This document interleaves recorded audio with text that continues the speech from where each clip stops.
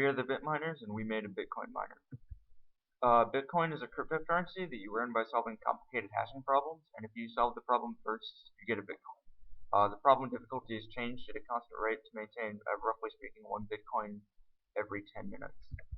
Specifically, you get a message from the server and a target from the server. And the message from the server acts as one of the inputs to your hashing module, and you provide the other from your miner. And if your output of the hashing module is less than the target, you send it to the server, and if you were the first person to send the correct answer, you get a Bitcoin. If you don't get correct answer and your target is greater than your hash is greater than the target, iterate the nonce by 1 and repeat the process until you find either your output hash is less than the target, or a new message is sent from the server. So the way the hash data flow works is you start with your initial values and you store them in registers A through H. You then perform a variety of functions on those values to produce more values that go back into the registers A through H.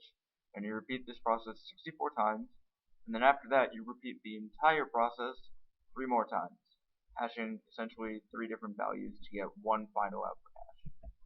So one of the goals we had was to just optimize this as much as possible to get as much computations per second as possible. There are 2 ways you can do this. You can do this through timing and area reduction.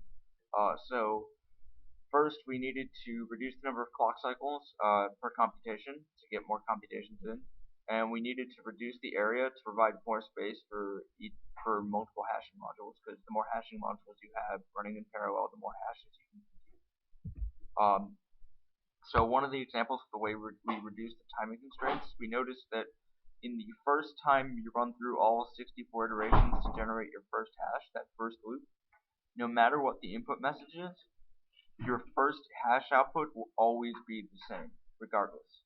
So you only need to calculate that once when your nonce is equal to 0, and then you can just plug it into all other hash modules and you're fine. So you can reduce your hashing timing by 33%, regardless of the input message. So as far as area reduction goes, one of the things we noticed is most of the functions only use the previous 17 values in a loop. So instead of having all 64 registers storing all of the values, you really only need 17 registers storing the previous 17 values. This saves area, allowing for more hashing modules on any given board.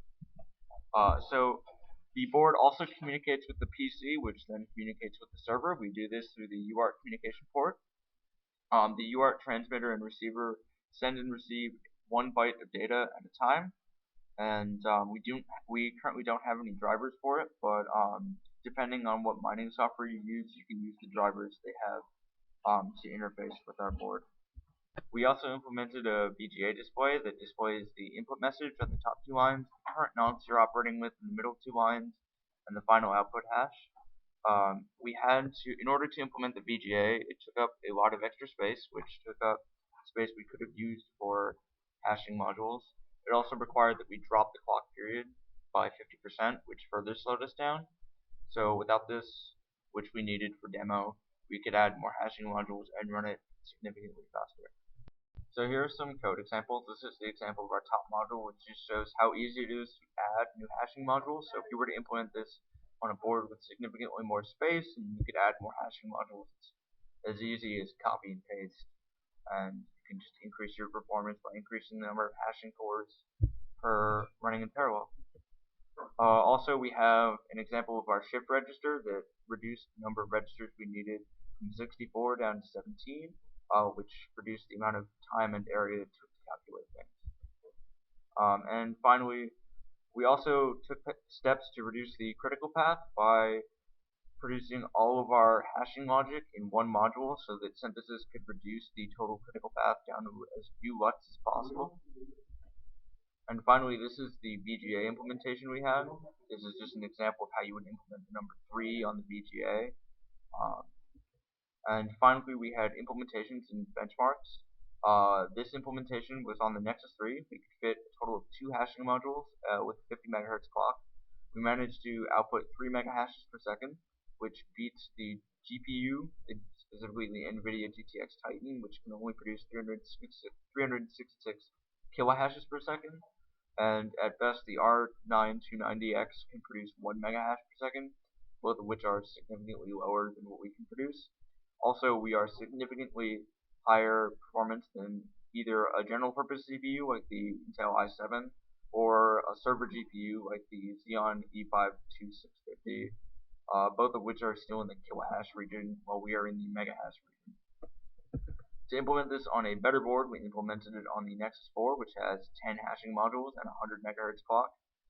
We can implement this with a 15 megahashes per second, which is better than the Nexus 3, which is significantly better than any GPU or CPU on the market right now.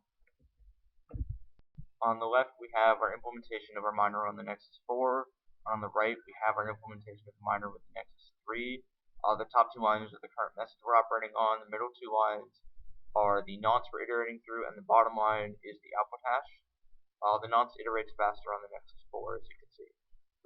Finally, this is just a list of who contributed what and did what, and we would also like to thank Professor Densmore and Prashant for the guidance and help they provided us in completing this project.